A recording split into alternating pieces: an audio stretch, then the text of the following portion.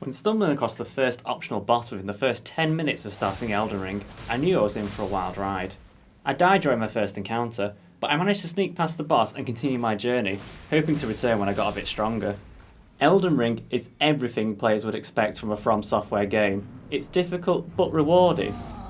It's an exhilarating and giant game where players can craft their own adventure at their own pace. Like myself, any player who is familiar with FromSoftware's previous titles that include the likes of Dark Souls, Bloodborne and Sekiro Shadows Die Twice will have a sense of deja vu. But that's not a bad thing at all. There are many aspects of those games that are present in Elden Ring. These include the likes of balancing your equipment weight so you don't slow yourself down, and resting at campfires, that are now known as sites of grace instead of bonfires, to heal yourself and respawn the enemies. In the brutally typical Dark Souls fashion that players know and love, you will lose all of your runes if you die. This provides an extra incentive to fight strategically against enemies and retreat when necessary. Speaking of which, it's actually much easier now to do the latter because of the game's open world structure. It feels a lot less linear now and not like you're going to be stuck in a corridor anywhere. While exploring the vast and open worlds of the land between, secrets are hidden around every single corner. Locations like towers, castles and settlements are scattered everywhere, and they always have useful items within them, so going in and absolutely battering all the enemies inside them feels very rewarding. Whether the reward comes in the form of smithing stones to upgrade your weapons, unique equipment, or simple materials like flowers and twigs that can be used for crafting items, everything is a welcome addition to the player's inventory. In addition to the main bosses, there are also plenty of side bosses to find in the world that players will just simply stumble upon. This gives you that extra little challenge to add to the game.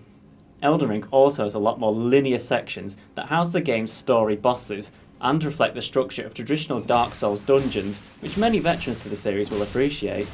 Within these areas, players will explore and defeat enemies, as well as unlocking shortcuts that will eventually lead to the bosses.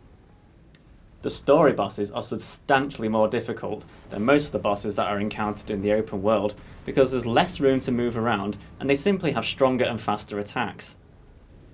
Taking down bosses in the open world feels very satisfying, but beating a storyline boss just feels even better. This feeling of euphoria is the exact same thrill players will get when spending upwards of an hour dying over and over again until you can get into that perfect rhythm and you can learn the boss's movements and finally conquer them. It's incredibly easy to lose track of time trying to uncover every single nook and cranny the game has to offer, and this makes Elden Ring FromSoftware's most time-consuming and satisfying title to date. Everything from the skybox to the ginormous trees out in the distance and the particle effects filling the screen with a mystical flair is downright gorgeous. It's a crying shame that there's no photo mode, because it would undoubtedly add hours onto any gameplay. Now, this may sound a bit reductive, but Elden Ring is a fourth mainline Dark Souls title in all but its name. The game's open world structure feels very organic. There aren't a list of activities with checkboxes that players need to cross off. Instead, the land between are filled with visually stunning locations and deadly enemies to assure that the perilous journey to become an Elden Lord is at least pretty to look at.